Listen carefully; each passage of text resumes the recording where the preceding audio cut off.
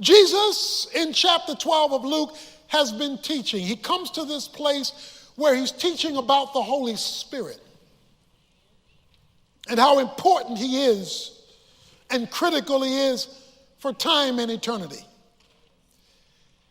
His teaching is interrupted by one of the listeners, one of the persons who was there listening to the sermon. He blurts out in the middle of the message. Someone, verse 13 says, in the crowd said to him, a listener to his teaching, "Teacher," because he's been teaching, "tell my brother to divide the family inheritance with me." There was a family conflict about their daddy's will. Daddy had died, and there was a battle between these two brothers as to who would get the money. This listener, not wanting to go to a Gentile court, Jesus being a Jewish rabbi, wanted Jesus to resolve their financial family conflict based on Jewish law, not secular Roman civil courts. And so he asked the rabbi, the teacher, to enter into this family dispute. And the family dispute was about the will, the inheritance. That would naturally involve money. It would naturally involve household items, maybe who would get the house. So it was either money or the things that money could buy. When he asked Jesus this question of intervening, Jesus has a curious response. He says in verse 13, "Man, who appointed me a judge or an arbiter over you?" Now, you need to know that the word "you" at the end of verse 14 is plural. You can be singular, you can be plural. It's plural. So Jesus is saying, who made me arbiter over y'all? If he was speaking Texan. So the brother is there. The brother that the brother is talking about is there because he's talking to both of them. Y'all want me to fix this money problem, this inheritance problem, these possession issues between the two of you. Why does Jesus respond to the man's request that way?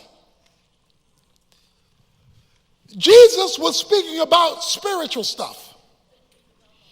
The man interrupts it with financial stuff, possession stuff. It's as though the man was saying, okay, all that heaven stuff is nice, but I got to live right down here.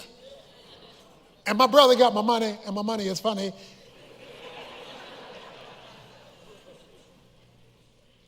And so I need you to fix my earthly situation. I got that heaven stuff, but this ain't Sunday. This is Monday. Fix my real world dilemma.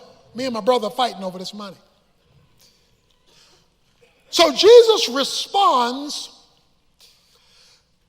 by telling him, if you invite me into your family dispute about your will, your daddy's will, then you have to understand that when the teacher, me, gets into your family discussion, I'm not going to limit my answer to merely your earthly dilemma.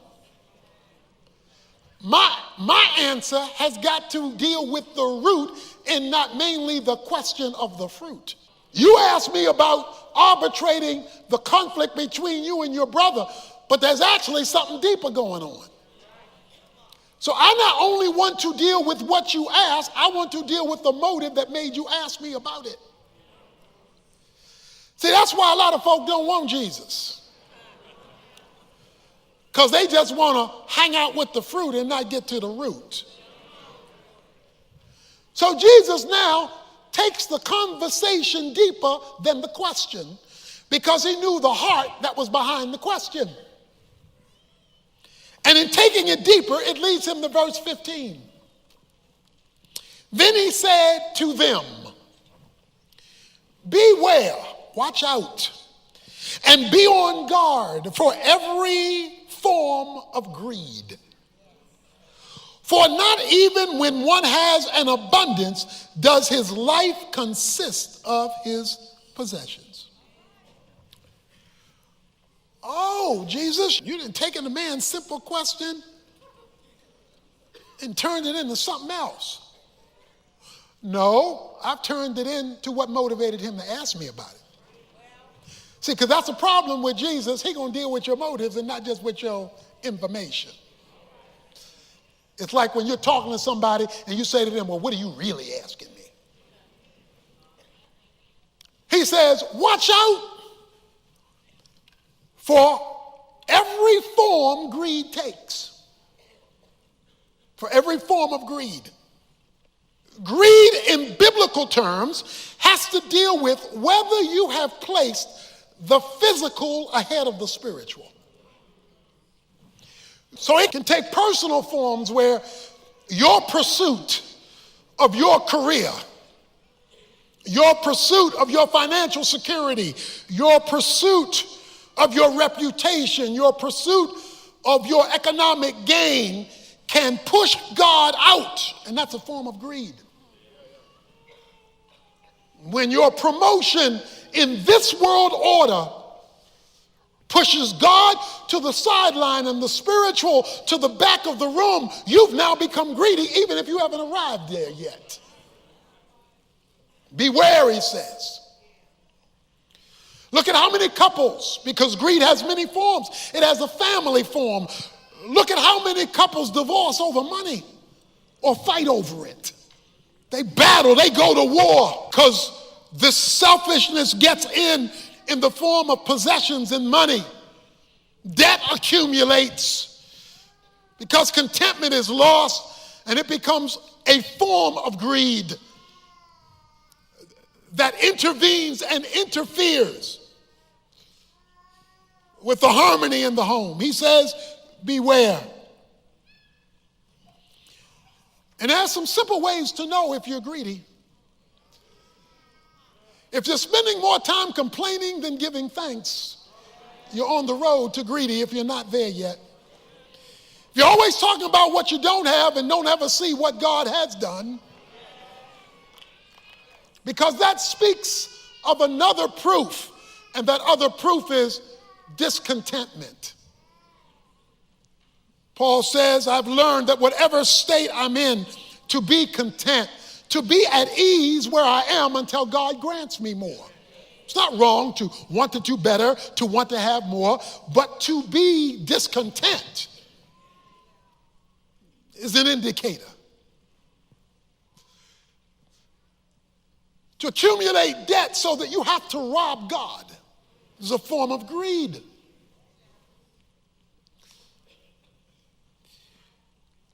He says, watch out for every form of greed. Why?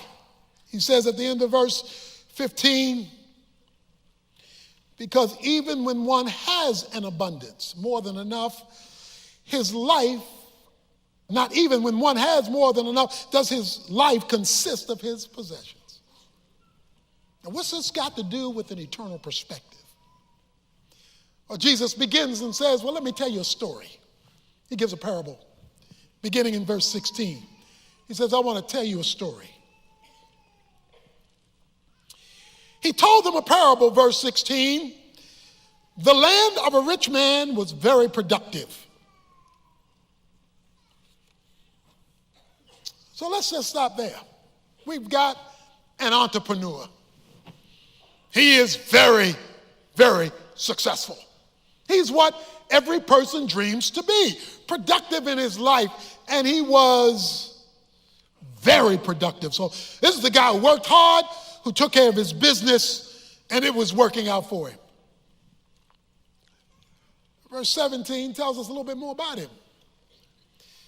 And he began reasoning to himself, saying, what should I do, since I have no place to store my crops?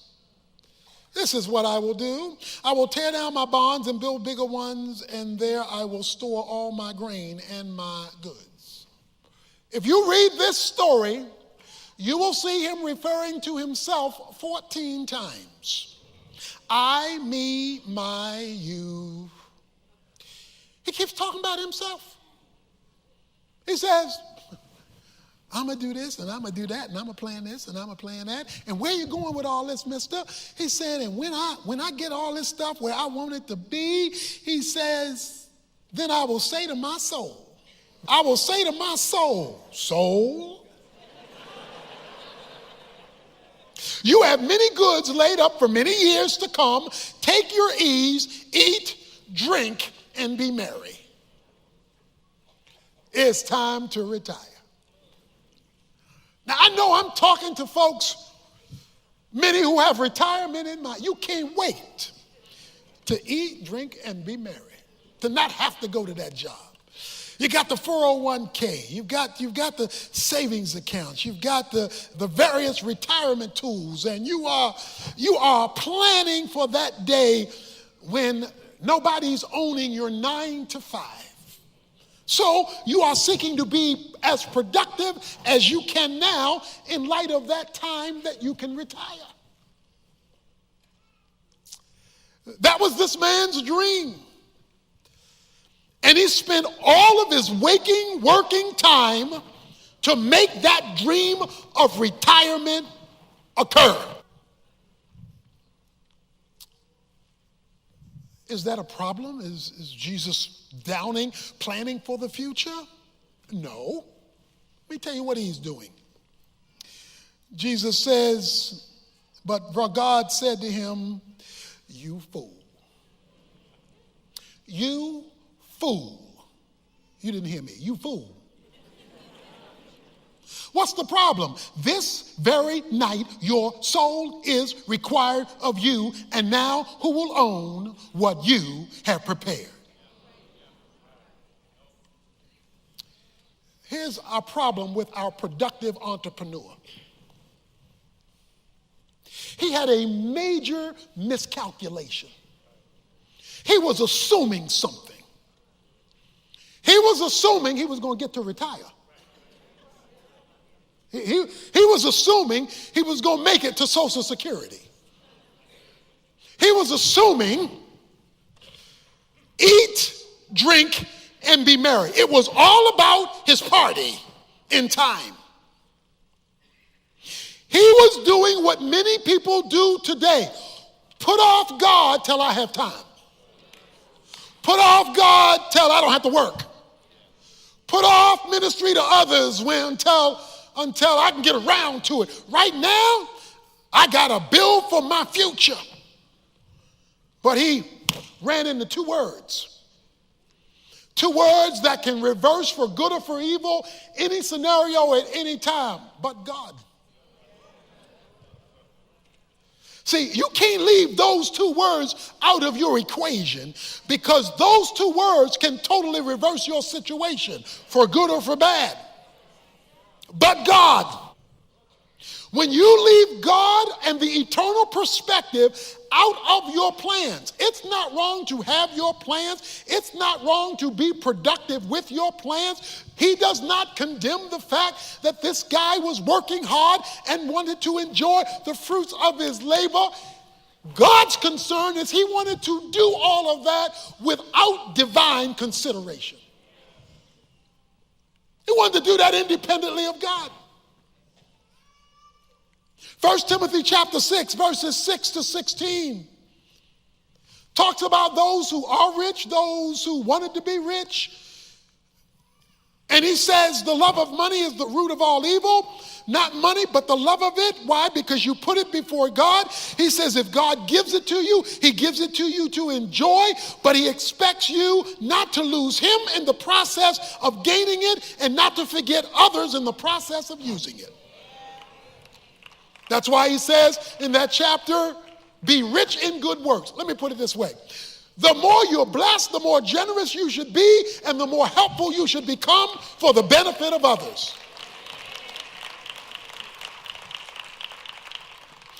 Because there is an eternity around the corner. But God told him. God intervened. Isaiah 22, verses 12 to 14. And in verse 56, verse 12, he says, you say, eat, drink, and be merry, and you forget God. You plan your future out, and you are a fool, he says. The scripture makes it clear, it is appointed unto man once to die, and after that the judgment. Death is not a period, it is a conjunction. You transition. You leave this earth by appointment. This guy made it. But what he forgot along the way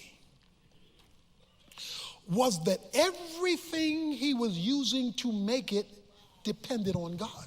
We've got some business folk here, or business folk wannabes. Entrepreneur wannabes, okay? So God has a special passage for you. It's in James chapter 4, verses 13 and 16. He says, you businessmen, you say, we're going to this city and that city to cut a deal and make a profit. That's what you say. That's what you say.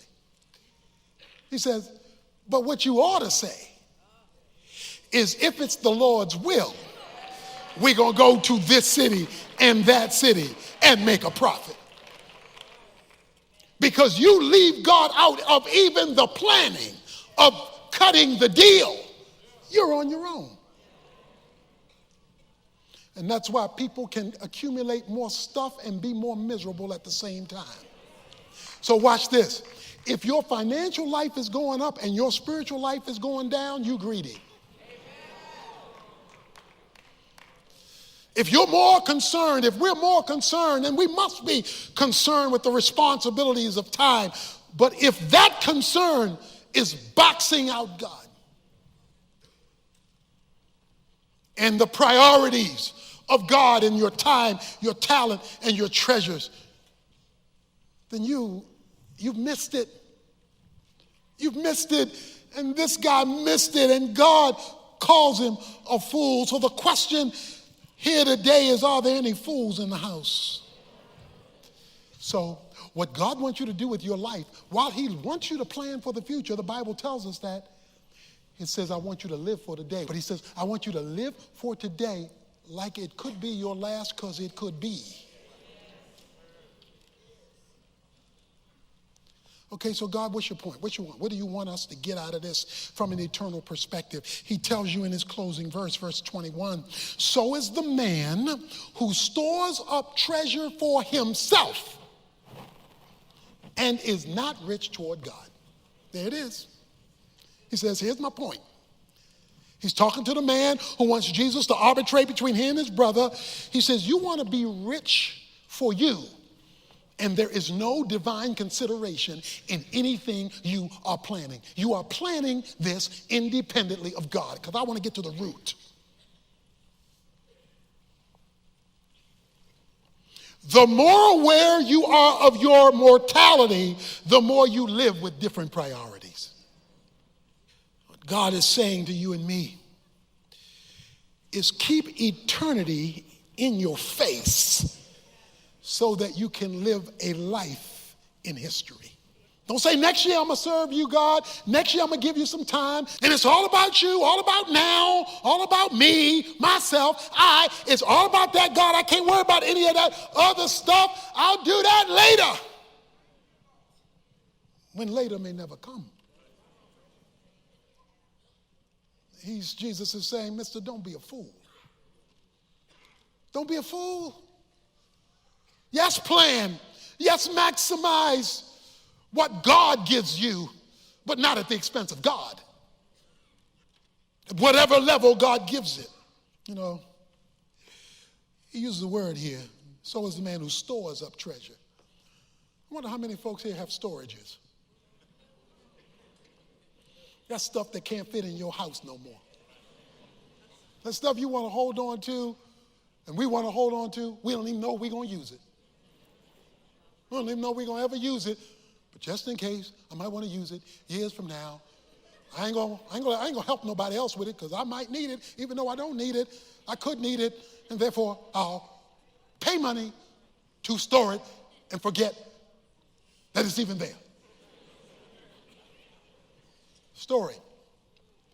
Storing with no purpose in mind other than to store it.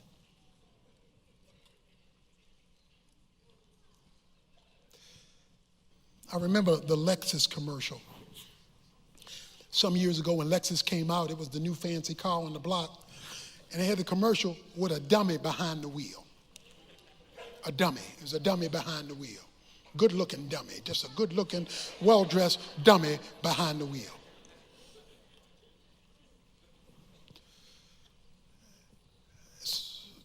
Dummy behind the wheel and driving the Lexus car, and the car crashes. They wanted to show off the Lexus and how safe it was. You got a dummy in a car that crashed. We got dummies in life looking good crashing because they are fools. I like you sit down and you watch TV and they got commercials about medicines designed to make you better.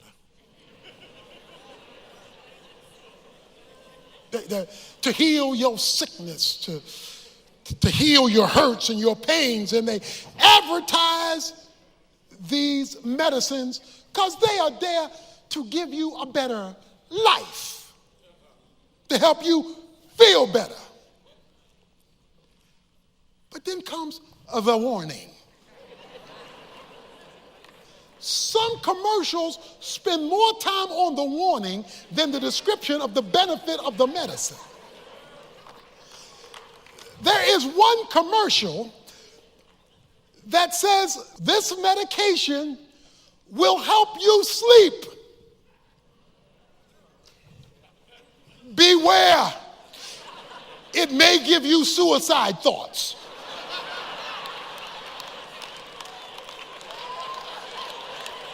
Duh.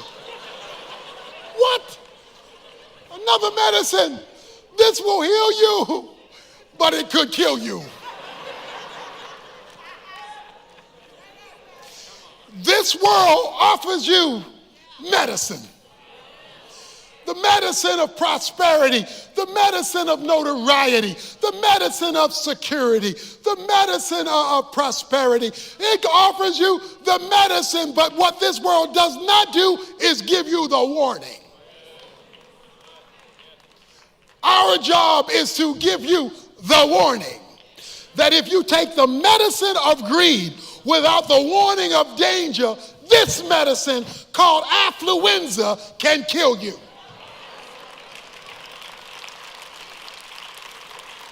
So don't leave God out if you want to have life and not just want to exist. Because a person's life does not consist of the things that he or she has.